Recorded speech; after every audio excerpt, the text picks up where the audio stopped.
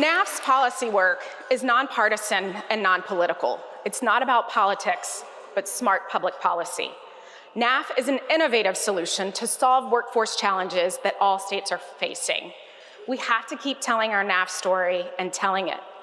By sharing the story of our NAF students and along with our research and data with policymakers, NAF has opportunities not only for funding, as I just mentioned, along with what the chairman just said. As an aside, in a last-minute budget negotiation, NAF has secured an additional $253,000 grant, so that is over $500,000 for NAF from the state of Michigan. And believe me, we want to replicate that everywhere. But we also know that our diverse education design helps we align to state accountability metrics and more. So to continue this conversation, I'm thrilled to be joined today by the two best staffers in the Texas State House, in my humble opinion. Daniel Warner, the Education Policy Advisor in the Office of Speaker Dade Phelan, and Tamoria Jones, the Committee Director for the Texas House Committee on Public Education and Chief of Staff for Chairman Harold Dutton Jr., State Representative for District 142 in Houston.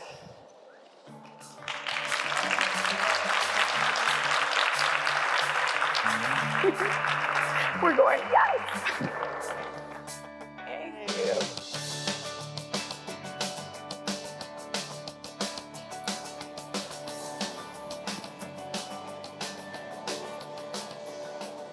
So good morning. Good morning. Good morning. So a little more about our guests and their background.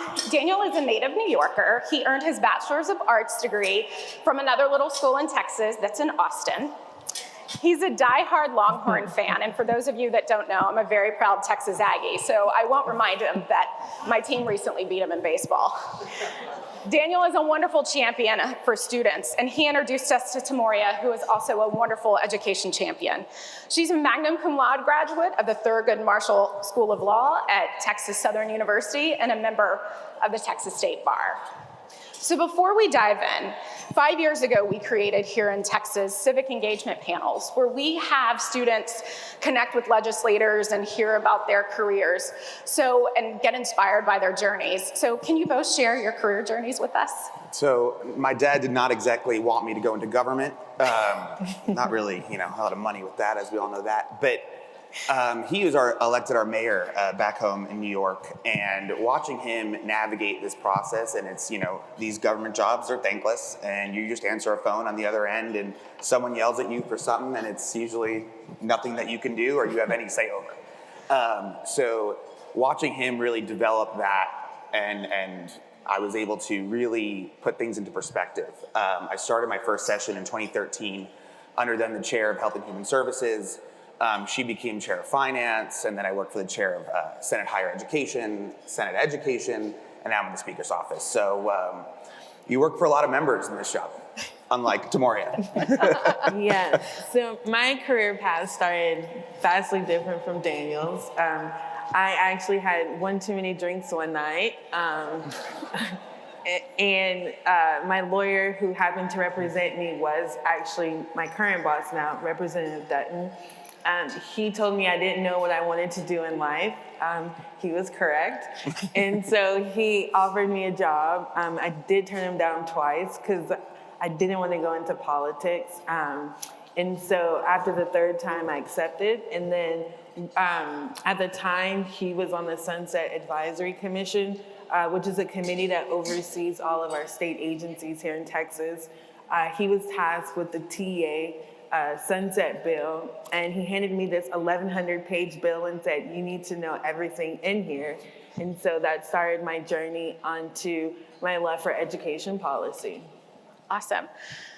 So, Tamoria, Chairman Dutton's a Democrat who was appointed by Speaker Phelan, who is Republican, and both the Texas House and Senate are currently controlled by Republicans. But we know the beauty of our work and work-based learning is bipartisan. But my question is, how do you navigate legislative priorities given all the different opinions out there? I just listen to what Daniel tells me to do. When she listens. But speaking of that, it's so important to have those relationships. So can you expand a little bit more about building relationships across the aisle and why it's so important? And just to go back to your first question, honestly, I look at what organizations have a student-centered focus first, and then from there, like, do they have the data to prove it? And so, you know, once I kind of look at that, and if you can show me like this is where we're taking our students, we're making sure that they're prepared.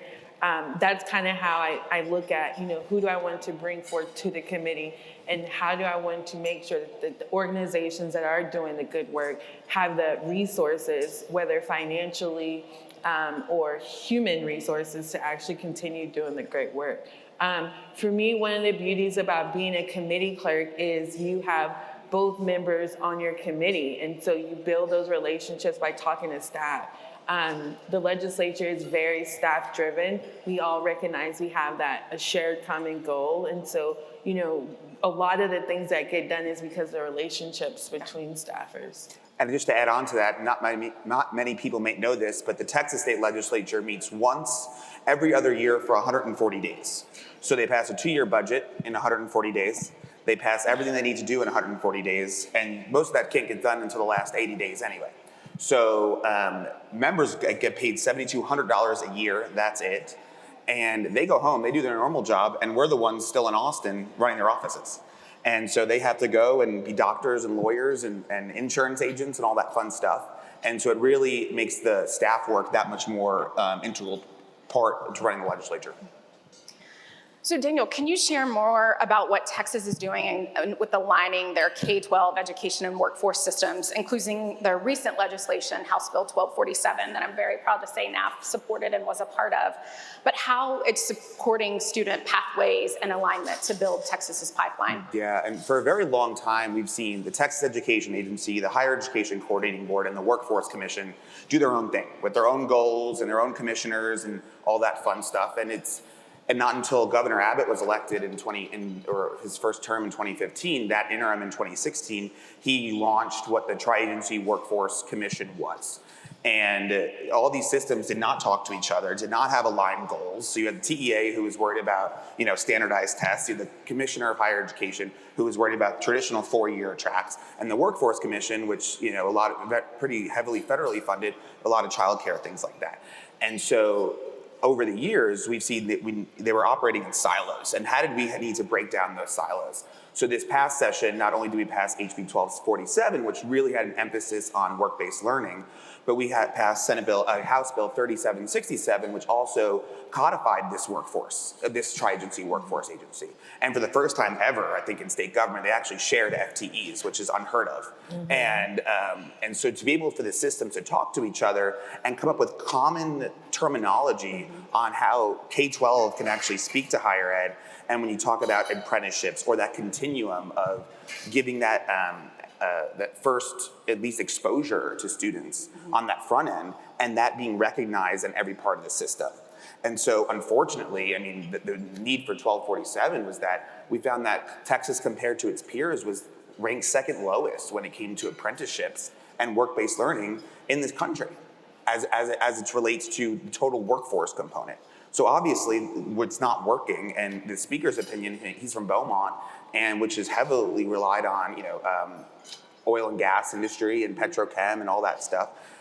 There needs to be, you know, students who can go into, and usually in Southeast Texas, where you go to school, you're really not leaving Southeast Texas, and that's just the nature of that community. And so, how do you prepare those big industries for coming in and having the workforce to support it? And that was really big for the speaker.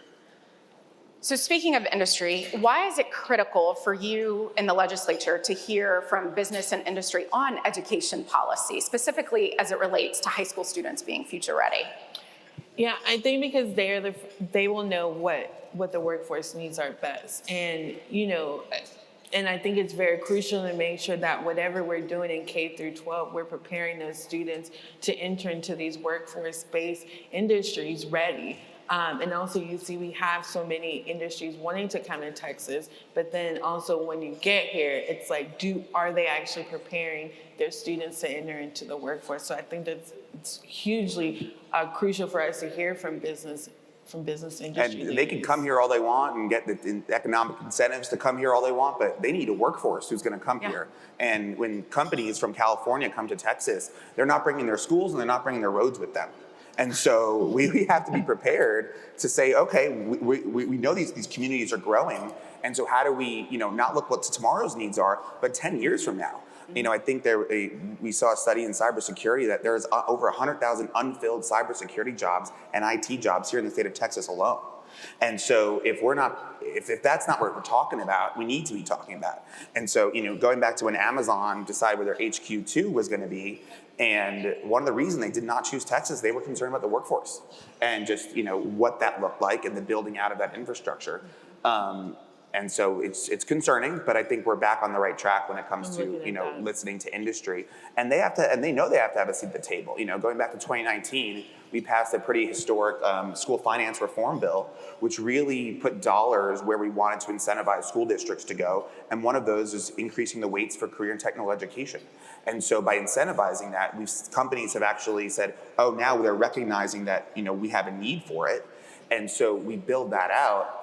And companies now, and so hopefully going into this next 2023 session is going to be the session of workforce. It's going to be workforce development. Yeah. It's going to be how we make sure that everyone has a livable wage here in Texas and meaningful and of credential and of value, and that people can get up every morning and enjoy going to work. Yeah. Well, we love to hear that you want it to be the workforce session, and that makes it great for our work.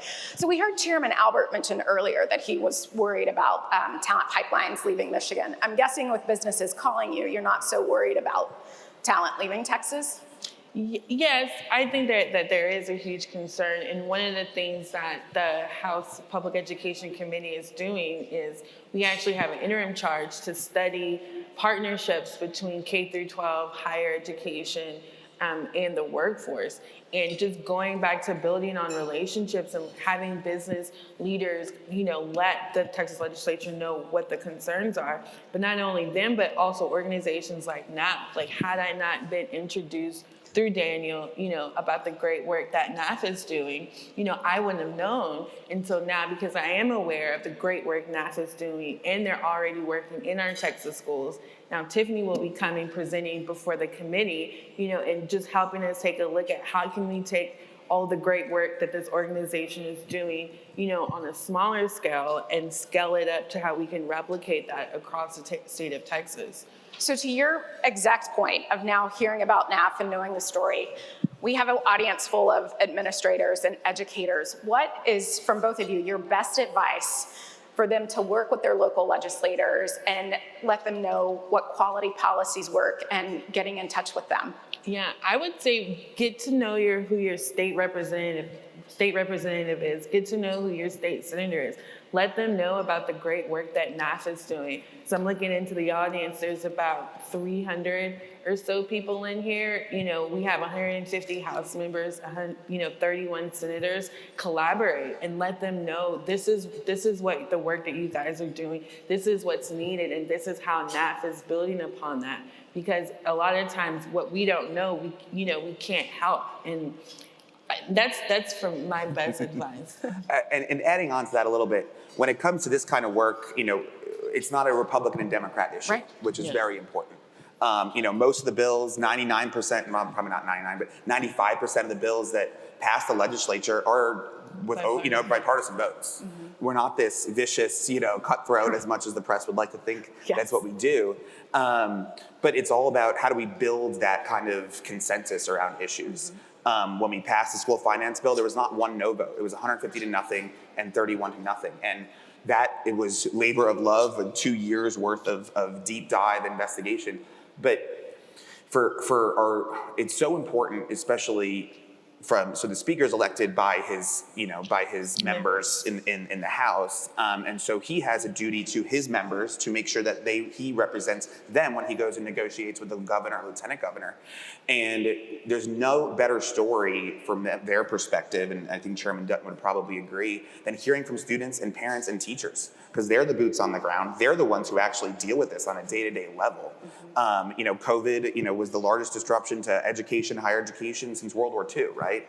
And so we're looking for ways to get creative, what's community driven, what's community organized, and that's what's really important, because we want to hear from the professionals to say, this is what's working. And and we all talk about P-TECH all the time, and that's great and cute, but it's not for everyone, and everyone can't do it. And we have to be able to be flexible as we go forward in this new modern time. I think that's one thing I so appreciate, is having the menu of options and for NAF to be on that menu. So my call to action to everyone in this room is to tell your story. Make sure your administration knows the great things you are doing, that they know about all the work-based learning opportunities you are providing, and examples from students, as this is a way to continue to support our policy opportunities and to share our greatness. To Maury and Daniel, thank you so much for being champions of education, and moreover, for your friendship. Let's give them a round of applause.